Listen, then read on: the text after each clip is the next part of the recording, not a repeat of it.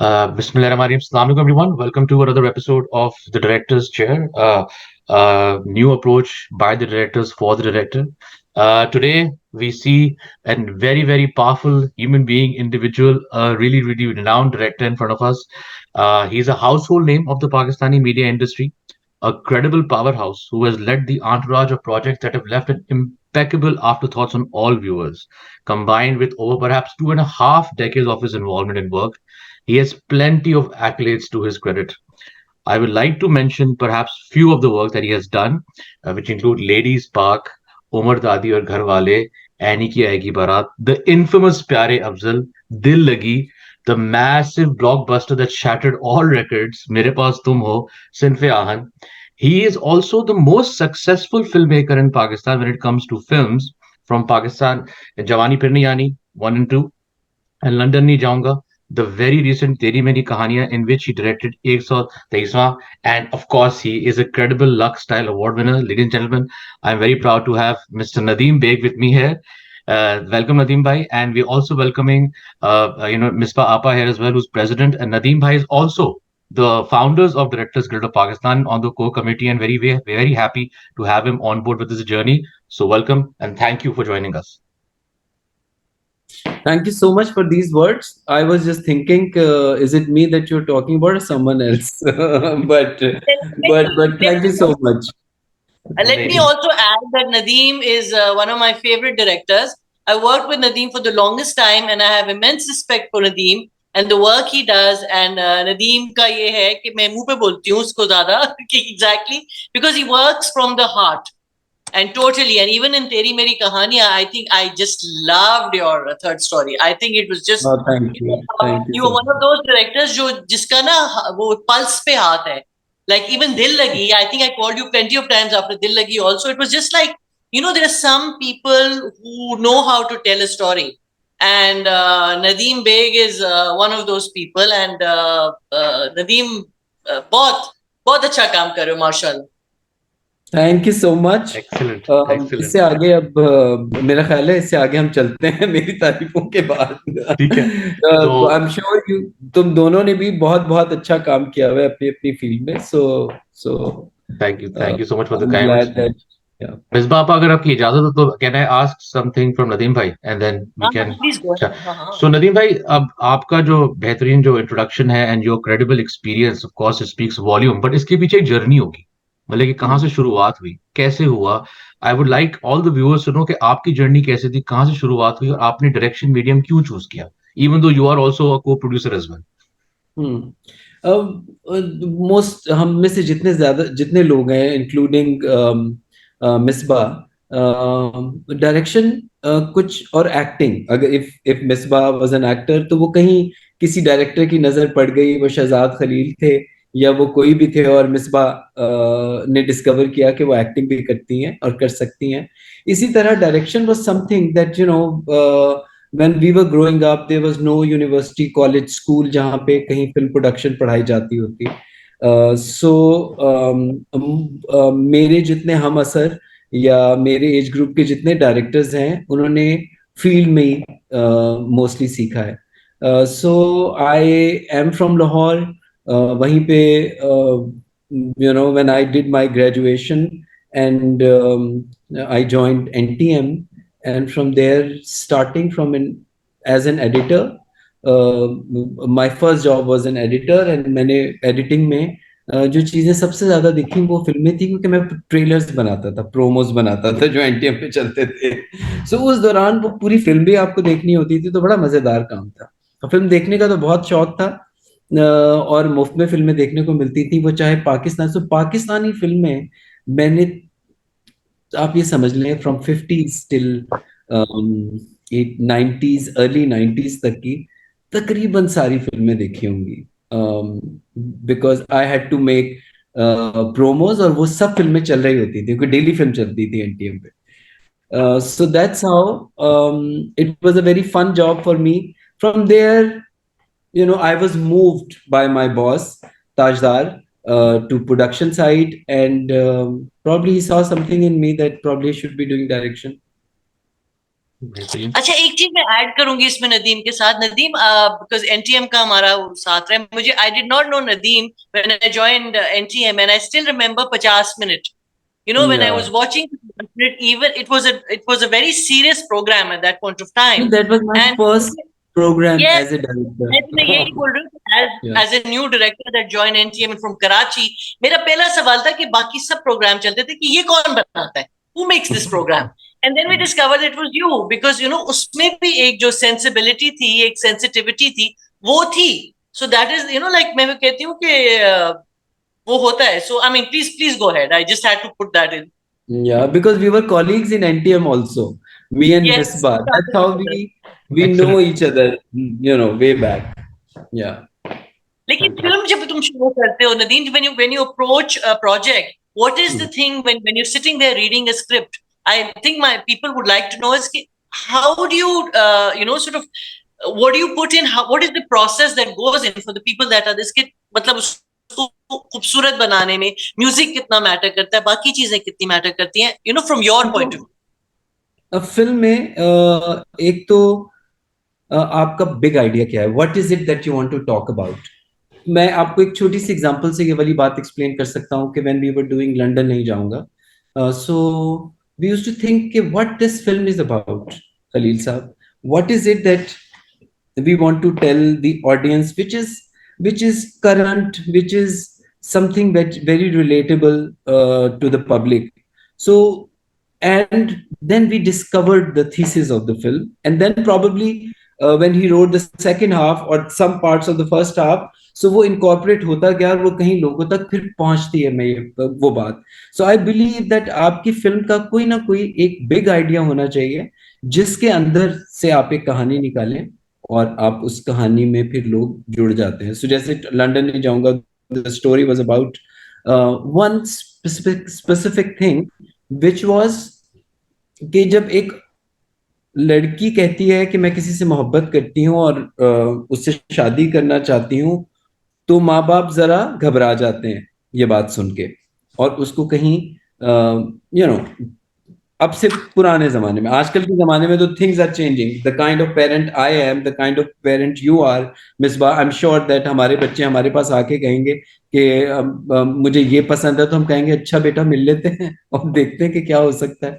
लेकिन उस जमाने में जबकि वो कहानी थी बैकग्राउंड, उसमें आपको लिए शर्मिंदगी होती थी जब एक लड़की किसी को पसंद करती है, तो जब लड़का किसी को पसंद करता है तो आप उसका रिश्ता लेने के लिए पहुंच जाते हैं. तो मुझे लगता है कि कहानी शुरू यहाँ से होती है, फिर उसके अंदर music and dialogues and romance and the beauty and the look and feel, सब कुछ आता चला जाता है. Fantastic. That's of course. You go ahead, Miss Papa. Rafi, with this thing, मैं सिर्फ एक छोटा सा सवाल करना पड़ता है, क्योंकि नदीम की जो फिल्म्स हैं, जो प्लेज हैं, whether it's दिल लगी, whether it's ये अपनी लास्ट वाली जो तेरी मेरी कहानियां, the female protagonist, the woman is always very strong.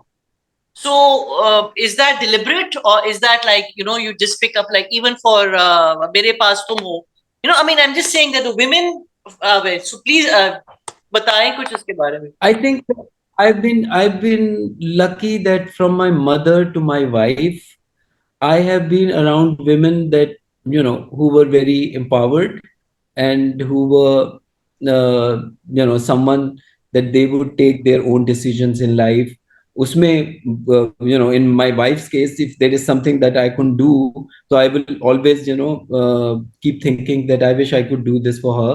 लेकिन मैंने ज्यादातर ऐसी खवातीन को अपने इर्द गिर्द देखा है, एंड प्रॉब्ली आइडियलाइज भी कहीं किया होगा. और मैं हमेशा से मैंने कभी नेचुरली प्रॉब्ली औरत को कभी किसी मुझे ये नहीं लगा कि ये there is something that they can't do and there is something that only men should do and women should not do. So when I am working also, so आप देखेंगे कि मेरी टीम में बहुत ज्यादा लड़कियां भी होती हैं, और सबसे ज्यादा एफिशिएंट काम भी वही कर रही होती हैं. तो मैं अक्सर सोचता हूँ कि यार प्रोजेक्ट हेड जो है ना, वो कोई लड़की होनी चाहिए. कोई लड़का होगा ना तो वो कहीं ना कहीं डंडी मार जाएगा, लड़की होगी ना बहुत एफिशिएंट होगी. So probably that's the reason. मुझे इसके ऊपर मैं खास पिन पॉइंट नहीं कर सकता, लेकिन I'm assuming that this might be the reason. Great. And you have two daughters also. या अब तो वो दोनों जो है वो जो मेरे साथ होती है आप समझे एक घर के अंदर so but I look forward to see them and growing. The one of them wants to be a filmmaker very soon and she wants to go to university and अब तो हम इस तरह से चीजों को देख रहे हैं. जबरदस्त, बिल्कुल बेहतरीन. Rafiq, go ahead. जी, जो नदीम भाई, मैं आपसे पूछूंगा थोड़ा डायरेक्टर्स गिल्ड ऑफ पाकिस्तान के बारे में. आप इस तहरीक का हिस्सा हैं, आप फाउंडिंग मेंबर हैं, कोर कमेटी का हिस्सा है. आपने क्यों जरूरी समझा इस तहरीक का हिस्सा बनने के लिए, और हम इससे क्या अचीव करेंगे? बिकॉज आपने तकरीबन बहुत कुछ देखा है as you know from the younger years. So आपको आपकी कंट्रीब्यूशन क्या रंग लाएगी डीजीपी को, और क्या आपको लगता है कि सक्सेसफुल तहरीक हो सकेगी? मुझे लगता है कि किसी चीज में किसी को भी किसी का हक दिलाने के लिए किसी ना किसी मूवमेंट की जरूरत होती है और एक तहरीक की जरूरत होती है और उसके लिए यूनिटी की जरूरत होती है. चाहे वो आप एक मुल्क बना रहे हो, चाहे वो आप एक पार्टी बना रहे हो, चाहे आप कुछ भी ऑर्गेनाइज कर रहे हो.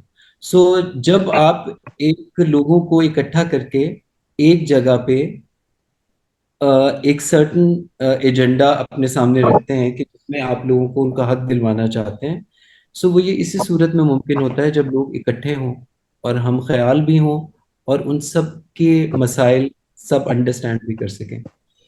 This was inevitable, this had to happen, और वी वर जस्ट वेटिंग के who will initiate. I am sorry that I was not that person that who could take out so much time the way you did, the way Misbah did, कि मैं इसको कुछ ज्यादा contribute कर सकता, लेकिन मैं हर तरह से इस गिल्ड के साथ हूँ क्योंकि इस ये कोई नई चीज नहीं है, दुनिया भर में हुई है, पाकिस्तान में होनी चाहिए और इसका होना बहुत ही जरूरी है.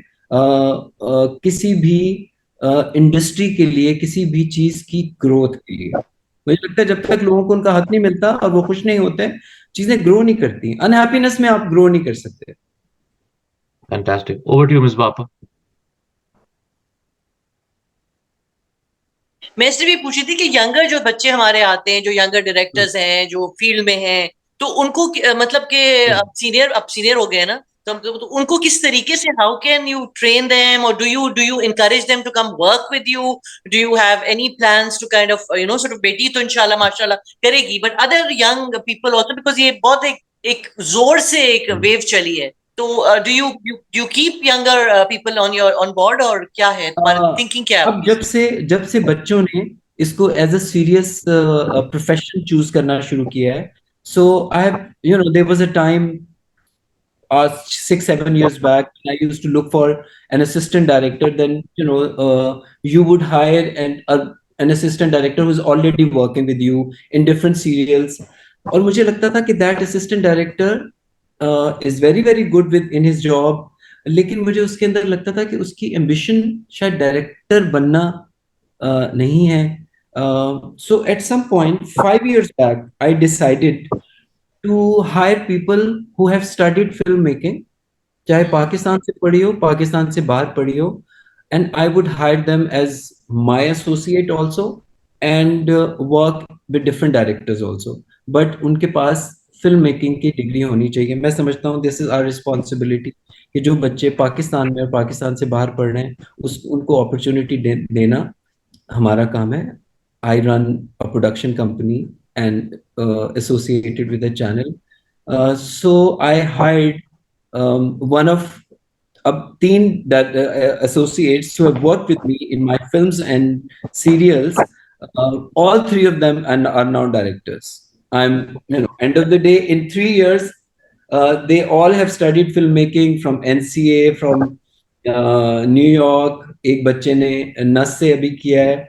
He's still working with me on my next film, जिसकी मैं शूट पे अगले महीने से जा रहा हूँ. So अब मैं ज्यादातर उन्हीं बच्चों को हायर करता हूँ जो मुझे पता है कि मेरे पास 2 साल काम करेंगे, और मैं उनको यही टारगेट देता हूँ, in 2 years I will give you a project and you need to show that you can do it. जाते हो बहुत सारी चीजें, you work with all kinds of actors, you know, sort of top actors, ये वो. I want you to share with us कि what are 3 very irritating habits जो actors में होती हैं, या उसमें you know you feel that you know ये चीज हमारे जो upcoming actors आगे आएंगे, they need this to be part of their you know sort of training कहो, या just you don't have to take names, but I'm just No, our great audience question. is Great question. मैंने फंसा नहीं है train लेके names लेके, लेकिन मेरा ख्याल है कि discipline is something that is the most important thing for any job, but in our job also. जब आप एक किसी बैंक में काम करते हैं और आपको सुबह 9 बजे पहुंचना होता है, 9:05 पे भी नहीं पहुंचना होता. सो और जब आप स्कूल जाते हैं, कॉलेज जाते हैं, यूनिवर्सिटी जाते हैं, सब एक्टर्स यकीनन जाते रहेंगे इन सब जगहों पे, सब पढ़े लिखे लोग हैं. लेकिन जब आप एक शूटिंग पे आते हैं तो आप, I am not talking about every actor, there are actors who are very discipline, लेकिन मुझे लगता है कि डिसिप्लिन इज समथिंग दैट जो आपको किसी को कहना ही नहीं चाहिए कि आपको इतने बजे पहुंचना है, आपको एक कॉल टाइम आ गया है, तो वो that is something that you need to, because everything comes after that. So I think discipline is something that new actors, they should take it very, very seriously. And दुनिया discipline से भी आगे निकल चुकी है. Discipline is mandatory. You just have to be on time. You have to follow the rules. You have to learn your lines, because there are times when actors don't learn their lines, and when they are on set and it's a full page scene and they're just trying to remember it, and you're doing retakes and retakes and retakes, then everyone, the actor who's in front of you, who has learned his lines, तो वो फिर थोड़ा irritate होता है. मुझे लगता है कि आपकी एक ही जॉब है, वो वक्त पे आए और अपना स्क्रिप्ट याद करके आए. इसके अलावा बाकी सब हम संभाल लेंगे. So I think Producers discipline primarily. Yeah, discipline primarily. सही बात है. Why haven't we gotten forward? Like सारी दुनिया कहाँ से कहाँ चली गई है, हम अभी इतने पीछे क्यों हैं नदीम? हमारे प्लेज इतने अच्छे होते हैं, सब कुछ होते हैं. Why are we not up there in our films and stuff? What are we lacking that we can't get मुझे there? लगता है देखो, फिल्में इतनी बन नहीं रही फिल्में, लेकिन इफ आई लुक एट 2022, सो वो 2022 वो साल था जहां पे हमने कमली देखी, जो कि एक बड़ी अच्छी फिल्म थी जो सरमद ने बनाई. हमने जॉयलैंड देखी जो साइम सादिक की फिल्म थी, which was a brilliant film, जिसको एक वर्ल्ड रिकग्निशन भी मिला. हमने कमर्शियल फिल्म्स लाइक लंदन नहीं जाऊंगा एंड कायदे आजम जिंदाबाद देखी, और हमने फिर मौला जट भी देखी. सो 2022 वाज अ फैंटास्टिक ईयर कि जिसमें मौला जट जैसी एक कमर्शियल फिनोमिनल हिट से लेके एक कमली और जो बार जॉयलैंड, रेस कर देती हैं, जो बार रेस कर देती हैं. इन्होंने दुनिया. So I think it was a very, very promising year for Pakistani films. We knew कि अब ये फिल्में तो लग गई हैं, इसके आगे हमें नजर आ रहा है कि बहुत फिल्में शुरू नहीं हुई, लेकिन उसमें सिनेमा के भी बड़े मसाइल हैं, बॉक्स ऑफिस के बड़े मसाइल हैं, क्योंकि बहुत सी फिल्में बॉम्ब हुई, उनकी भी अपनी रीजंस हैं. I don't want to get into details, but मुझे लगता है कि फिल्म आहिस्ता आहिस्ता कहीं ना कहीं जाएगी और नए मेकर्स आएंगे जो कि you know they'll do wonders. TV on the other hand, TV is something जो अब दुनिया भर में, अब हम जो हमारे जो ड्रामे चलते हैं, लेट्स टेक एग्जांपल ऑफ, चाहे वो काबली पलाव हो, या कैसी तेरी खुदगर्जी हो, Very या well. तेरे बिन हो, ये वो ड्रामे हैं जो जिनको इंडिया में बहुत देखा गया. सो कुछ ना चाहते हुए भी आप अब टेक्नोलॉजी से बॉर्डर क्रॉस कर जाते हैं. आप उनके टीवी पे ना हो, आप उनके घर में स्मार्ट टीवी के ऊपर मौजूद हैं. So Indian audiences are hooked on to Pakistani drama for some reason. तो मुझे लगता है कि Pakistani drama is doing really well. Pakistani ड्रामे की रेटिंग्स बहुत बेहतर हो गई हैं. हम 5 साल पहले समझते थे कि अब तो डिजिटल का दौर आ गया है और OTT is going to take over, but I think our television content is something which is slightly unique from India also. India is very good with their digital content, they are stereotypical with their TV content. So हम कहीं दरमियान में fall करते हैं. हमारा drama ज्यादा realistic है उनके टीवी ड्रामे की निस्बत. उनका OTT कंटेंट जरा और तरह का है. उसके अंदर बहुत issue based and action and thriller वो चीजें ज्यादा होती हैं. सो हम एक अपनी नीश बना चुके हैं और मुझे लगता है this is the time when we need to focus on taking little more bigger steps in terms of stories and अपनी नीश नहीं छोड़नी चाहिए लेकिन उसके अंदर थोड़ी सी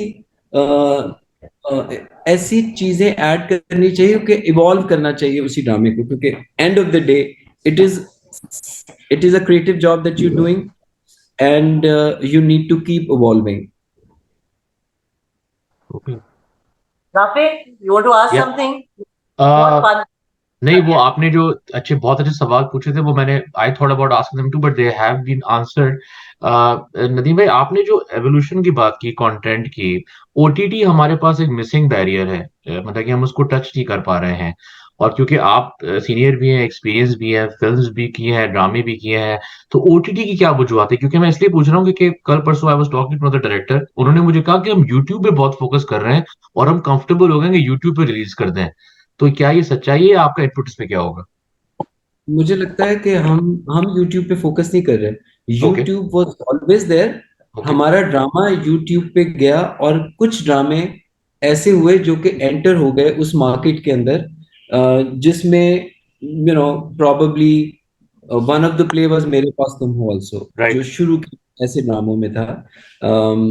and then there were many. Mere हम सफर वाज दैट प्ले, तेरे बिन वाज दैट प्ले, जिनको एक बहुत बड़ी ऑडियंस मिली उस पे. हमने वो बनाया डिजिटल के लिए नहीं था, हमने वो बनाया टीवी के लिए था. सो टीवी का ड्रामा डिजिटल पे हिट हुआ इंडिया में और दूसरे मुल्कों में. इसमें हमारा कोई कमाल नहीं था. हम अपना ड्रामा बना रहे थे बट इट वर्कड. मुझे लगता है कि ओटीटी, जिस ओटीटी की अगर हम बात करते हैं और हमारे सामने जो एग्जांपल्स हैं वो अगर नेटफ्लिक्स है, अमेजोन है या कुछ इंडियन ओटीटीज हैं, the kind of content that they are making, उसमें ये चीजें खुद ब खुद नहीं बना करती. ये चीजें कहीं किसी पॉकेट्स में कुछ चीजें अगर ऐसी बन रही हो तो किसी की नजर पड़ती है और वो कहता है कि ये चीज यहाँ बन रही है, इस चीज को हमें यहाँ पे कैपिटलाइज करना है ऑन आवर चैनल. जैसे नेटफ्लिक्स ने हम सफर और जिंदगी गुलजार है को लिया, उनके चैनल पे वो है. लेकिन उसके बाद डायनामिक्स इतनी क्विकली दुनिया में चेंज हुई डिजिटल कंटेंट की कि हम अभी अपना डिजिटल कंटेंट उस तरह के प्लेटफॉर्म पे लेके जा नहीं सके. और हमारे पास सच्ची बात है कोई बहुत बड़ी ऐसी एग्जांपल नहीं है जहाँ पे आपकी craft technical and script wise जो सेंसिबिलिटी ओटीटी की है उसके अंदर आपने कोई ऐसी चीज बनाई हो जो कि उसके बहुत करीब हो और उसकी सेंसिबिलिटी और उसकी डायनामिक्स के करीब हो, I guess. So the moment you will start making things here, वो खुद ब खुद आप उस प्लेटफॉर्म पे चले जाएंगे. I heard Momina Duraid is making something for Netflix. I think if I am sure she is going to do a great job if she does, if that becomes an opening for others. So I think there has to be, it has to start from somewhere and it will, it's inevitable. Hoga wo. Great. Momna is directing it also herself. Could be direct. Momna bhi aa jaye DGP में, अब director बन गई Momna भी है. We should get Yes, of course. The more the merrier. Yes.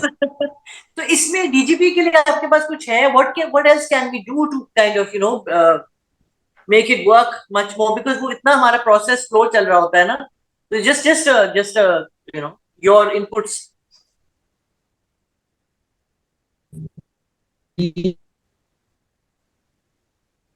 I think थोड़ी सी pause हो गई नदीम भाई की screen. कुछ और हुआ? राफी आप पूछ लो, मेरे पास से बीच में कट गया. I missed your question because थोड़ा कोई internet. Ji go ahead, repeat the question Misbah आपा. नहीं कुछ और पूछ लो, कोई वो नहीं है, वो तो not well Go ahead, Rafiq. Misbah आपा के क्वेश्चन को कैरी फॉरवर्ड करता हूँ। डीजीपी एक ऐसी तंजीम है जो इस वक्त थोड़ा सा एक स्लो स्टैग्नेंट स्टेज पे चल रही है, तो अगर इसको हमें थोड़ा सा थोड़ा सा फास्ट पेस करना है, इसको किस तरह हम एक्सेप्ट कर सकते हैं, आगे लेके जा सकते हैं, या कौन सी आपकी तरफ से एडवाइसेस होंगी कि how to make it more thrift and fast pace organisation at the moment? मेरा मेरा ख्याल है कि डीजीपी में क्या चीज़ें होनी चाहिए वो हम डिटरमिन किसी हद तक इनिशियली कर चुके हैं। आई थिंक जब बहुत से लोग इसमें शामिल होंगे और वो अपना अपने अपनी अपनी थॉट प्रोसेस अपने अपने इश्यूज को लेके आएंगे, तो खुद ब खुद एक एजेंडा हमारे सामने आता जाएगा। I believe and that is how will be able to हम उसको थोड़ा एक कॉन्स्टिट्यूट कर सकेंगे उस सारी थॉट्स को। सो ये प्रोसेस अपना रास्ता खुद ही बनाएगा। उसको तेज जरूर किया जा सकता है। मेरा ख्याल है कि लोगों को ऑन बोर्ड लेके बहुत ज्यादा कम्युनिकेशन की के तरीके निकाल के, जिसमें हमें व्हाट्सएप इज वन ऑफ एक और तरीका है, लेकिन एक फिजिकल मीटिंग का भी एक चीज है जो कि मिसबा बहुत करती है, और मैं सबसे नालायक हूँ जो बहुत कम इसमें आ पाता हूँ। लेकिन मुझे लगता है कि बिजी इसमें होना सब बिजी है ना, सब माशाल्लाह इतने बड़े बड़े डायरेक्टर्स हैं, सब बिजी लोग हैं सारे के सारे, यार, तो तो आई बिलीव आई एक थिंक एक दफा एक दफा एक बढ़िया दफा हमने इन चीजों को एक दफा इन चीजों को स्ट्रीमलाइन कर लिया, फिर किसी की फिजिकल प्रेजेंस की जरूरत नहीं रहेगी। अच्छा, बिजी दुनिया भर में लोग होते हैं, लेकिन इन इस तरह की ऑर्गेनाइजेशंस को जो लोग चलाते हैं वो शायद अ, उनका सिर्फ डायरेक्टर होना जरूरी नहीं है। उनका उस उस उस व्हाट यू कॉल एडमिनिस्ट्रेटिव होना भी जरूरी है ना। ऑर्गेनाइजेशन का तंजीम का। एडमिनिस्ट्रेशन एडमिनिस्ट्रेटिव जो आपकी बॉडी है उसका डायरेक्टर होना जरूरी नहीं। आप अगर डायरेक्टर को एडमिनिस्ट्रेशन में लेके जाएंगे तो वक्त के मसाइल होंगे। So eventually once it's on track and इसका एक कॉन्स्टिट्यूशन बन जाएगा और सारी चीजें हो जाएंगी। सो आई थिंक खुद we're ब on our खुद way, we're on our way, या माशाल्लाह। हाँ, it had to start from somewhere and it has started. ठीक है, हाँ, बेहतरीन है। माशाल्लाह। ओके, ददीप भाई, कुछ टाइम हमारे पास थोड़ा कम बचा है। एक मैं सवाल पूछूंगा, आई थिंक मिस पापा ने पूछा था कि चैलेंजेस आजकल डायरेक्टर्स को बहुत ज्यादा फेस करने पड़ते हैं सेट एनवायरनमेंट्स पे, कंसिडरिंग कि हमारी छोटी सी इंडस्ट्री है और सब बहुत बिजी है इंक्लूडिंग आर्टिस्ट एंड डायरेक्टर्स। तो उन चैलेंजेस को फेस करने के लिए कभी कभी डायरेक्टर खुद प्रोड्यूसर बन जाता है, उसको कैप्टन ऑफ द शिप कहते हैं। और उसमें आपकी क्या स्ट्रेटजी होती है अगर आप फील करते हैं, और आई एम श्योर कि आपके होता है कि अभी नहीं लेकिन यंगर ईयर्स में कुछ चैलेंजेस आए हो, आपने किस तरह फेस किया और रिजॉल्व किया, ताकि हमारे नए डायरेक्टर्स जो इंडस्ट्री में उसको भी सोच के जरा सा इस पे पॉन्डर करें? I have always been a producer director. So okay. ये एक ब्लेसिंग एंड डिस्गाइज वाली बात है कि जब मैं ओके। अपनी फिल्म भी बनाता हूँ या अपना ड्रामा भी बनाता हूँ, सो मेरे जहन में from the cost to the management of the set and management of actors, वो बहुत ऐसी चीज है जो कि मैं अपने हाथ में ले लेता हूँ। ठीक है। इससे मुझे फायदा ही होता है कि मुझे लगता है कि जो चीज आगे खराब हो सकती है आप उसको पहले फोर्सी कर लेते हैं और आप उसको फिक्स कर लेते हैं। सो ये एक एडवांटेज है। आइडियल एनवायरनमेंट तो ये है कि आप सिर्फ एक डायरेक्टर हैं। वो एक बहुत आइडियल और मजे की बात है कि आपको सिर्फ एग्जीक्यूशन के लिए सेट पे जाना है और उसको अपने बेस्ट पॉसिबल तरीके से एग्जीक्यूट करना है। बट समहाउ ऐसा हो नहीं पाता क्योंकि हमारी प्रोडक्शन साइड शायद उतनी एफिशिएंट नहीं है, और उसके अंदर end of the day finances is the biggest reason. क्योंकि हमारे बजट कंस्ट्रेंट्स होते हैं जिसमें हम चीज़ों को उस तरह से कर रहे होते हैं जिसमें हम कहीं कॉस्ट जस्टिफाई कर लें उसकी। जैसे बहुत ज़्यादा घरों में शूट जो हो रही होती है उसकी अपनी लिमिटेशंस होती हैं। दुनिया भर में सेट्स पे शूट्स होती हैं, और या एक ऐसी घरों में शूट होती है जो कि सिर्फ शूटिंग के लिए बने होते हैं। सो वो इश्यूज आपको दुनिया भर में नहीं दिखेंगे, लेकिन आपको पाकिस्तान में दिखेंगे. So if you are a director who been a producer, so वो एक अच्छी कोऑर्डिनेशन बन जाती है, एक अच्छी टीम बन जाती है. So I have always been on the both sides. So I understand everything. So मुझे लगता है कि मैं उसको कर पाता हूँ बेहतर तरीके से. ठीक है, बेहतरीन है. अच्छा, अप्रोक्सीमेटली फिल्म बनाने में नदीम कितना टाइम लग जाता है आपको, from the start to the execution to putting it this thing, approximately for our young viewers to know? Bilal Lashari ने एक एग्जांपल सेट किया कि उसने 10 साल में फिल्म बनाई, 8 साल में फिल्म बनाई है. सो 8 साल? सो फ्रॉम 8 years हमारे पास एक एग्जांपल 8 साल की भी है. हमारे पास एक ऐसी एग्जांपल्स भी हैं जिसमें कुछ पंजाबी फिल्में 20-20 दिनों में भी बनी होंगी, इन 90s एंड 80s. लेकिन the films that I have made, हमने हमेशा उसको कैलकुलेट किया है बिटवीन 50 एंड 60 days, और हमेशा उतने ही दिनों में कंप्लीट किया है, because the number of days is the cost, and we have to remain within the budgets of our film. और ये मसला दुनिया भर में होता है. फ्रांसिस फोर्ड कॉपोला भी जो था, I think he also suffered from the same thing, that he would always exhaust his budget and then he would end up raising it somewhere. And how do you feel every time, like, मतलब माशाल्लाह you've done so many good projects, सब hit हुए हैं बहुत सारे. तो जब वो आपकी फिल्म रिलीज हो रही होती है, जब when you've done all the work and then you have this and you have these people watching, I just want to know how, when you're sitting there, how do you feel, and what are the first thoughts that come to your mind? एक तो आप दुआ कर रहे होते हैं कि लोगों को अच्छी लग जाए. दूसरा, बहुत ज्यादा एंक्शस आप मैं था in my first film. I will just small, मैं आपको छोटा सा वाकया सुनाता हूँ. मेरी पहली फिल्म थी जवानी फिर नहीं आनी.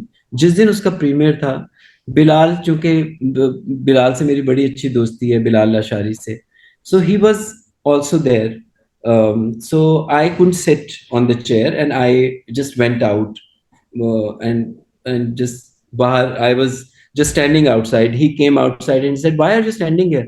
I said, I can't just sit and watch the film with the audience. मुझे लगता है कि पता नहीं उनको ठीक लग रही है नहीं लग रही. तो उसने कहा, नदीम भाई, जब मेरी पहली फिल्म थी ना, वार, जब मैंने वो बनाई थी, सो मैंने बहुत ज्यादा एंजाइटी में और टेंशन में वो जो 2 महीने थे या 1 महीना जो फिल्म की रिलीज से लेके 1 महीना 4 weeks थे, वो गुजार दिए. I couldn't enjoy that time when the film release. आप उस 1 महीने के लिए जिसमें आपकी फिल्म चल रही होती है थिएटर में, उसके लिए इतनी मेहनत करते हैं इतने सालों, स्क्रिप्ट से लेके shooting and post and everything. So don't waste this time. मैंने बड़ा रिग्रेट किया था, आप ना करें. So go sit watch it. So वो बात उसकी मुझे आज तक याद है. आफ्टर दैट फ्रॉम पंजाब नहीं जाऊंगी, and then JPNA 2 and London नहीं जाऊंगा, एंड तेरी मेरी कहानियां. I know what I have made, and I want to see that how people respond to that, and I also become an audience. मैं भी बहुत सी चीजों पे बड़ा हैरान हो रहा होता हूँ कि क्या अच्छा मोमेंट है एज एन ऑडियंस, या क्या चीज जो मैंने अच्छी नहीं की इसमें I could have done better. So अब मैं बहुत ज्यादा एंक्शियस नहीं होता. अब मैं पक्का हो गया हूँ. सिर्फ बुराइयां नजर आती है, वैसे मुझे सिर्फ खामियां नजर आती है. नहीं, वो तो होती है, but overall माशाल्लाह, if you feel, I think one of the most things is कि sensitivity होती है. और music, Nadeem, your music is very good. I think that is one of your strengths also, because वो जो I think most of जो तुम्हारे projects है उसमें music hit हुआ है ना? From all of them, mostly from प्यारे Afzal to all of them. Was song, yeah. So that is excellent. So hence you have a lot of fans. I hope so. I wish you all the best for your next project, and inshallah Allah miya कामयाब करेगा. My next film next month. जबरदस्त. कुछ बताएं अपनी film के बारे में, if you can. अभी वो जो उसमें हमारी फिल्म की हीरोइन है, फिल्म की शूटिंग के से कुछ दिन पहले उनकी शादी है. उसके बाद वो शादी के बाद फौरन बाद हमारी फिल्म के शूट पे आएंगी और वो फिल्म खत्म कराएंगी. देन शील बी बड़ी बात है कि दैट वो वाला टाइम होता है जो आप शायद अलग से गुजारना चाहते हैं, कुछ वक्त Right. देना चाहते हैं। अब अभी कुछ रिवील नहीं कर सकते आपके कौन है क्या है, नथिंग। अब मेरा You can't ख्याल है कि reveal anything. काफी सोशल मीडिया पे आ चुका है. It's Myra and Humayun, they are coming together in this one. Yeah Excellent. Looking forward. Okay, so we are running out of time. Thank you, Nadeem bhai, for this wonderful session. And thank you for being part of Directors Guild of Pakistan. Kuch final remarks before you go for the guild, for your viewers, for your fans, please. I think मैं अब पता नहीं मेरे कितने fans हैं, और मैं उनके बारे में, वो जो भी मुझे सुन रहे होंगे, ज्यादातर बातें मैं कर चुका हूँ. मैं गिल्ड के बारे में ये कहना चाहता हूँ और तमाम डायरेक्टर्स को ये कहना चाहता हूँ, जो अभी बनने वाले हैं और जो अभी डायरेक्टर्स बनेंगे. सो मैं उनको ये कहता हूँ कि जब तक आप एक ऐसी बॉडी का हिस्सा नहीं होंगे जिसमें आप एक अपनी पिक्चर बनाना चाहते हैं, या आप एक बहुत बड़ी पिक्चर का एक हिस्सा बनना चाहते हैं. सो मुझे लगता है कि एक बड़ी पिक्चर का हिस्सा बनना बहुत ज़रूरी है इस मुल्क में डायरेक्शन की फील्ड को में प्रोग्रेस करने के लिए, और उसमें लोगों को जो भी उनके मसाइल हैं उनको हल करने के लिए. So I want all the directors of Pakistan, the directors who are thinking that they will be directors one day, the directors who are working in the main field, to come join this organization. I'm not saying this because I'm just saying this because I believe in it. इसके benefits इतने ज्यादा हैं कि अभी हम इसके ऊपर conversation शुरू करें तो हम शायद 1 घंटा और बात कर सकें, और अभी less than a minute का टाइम रह गया है. So I think I would encourage all directors to be part of this guild. Great. Thank you so much. Excellent. Thank you so much for the interview. Thank you, And Nadeem. Thank you, Thank Rafid. you. Rafid, Nadeem, it was great. And Thank you inshallah, for having me. we hope you I was keep great best seeing on. you. Yeah, yeah.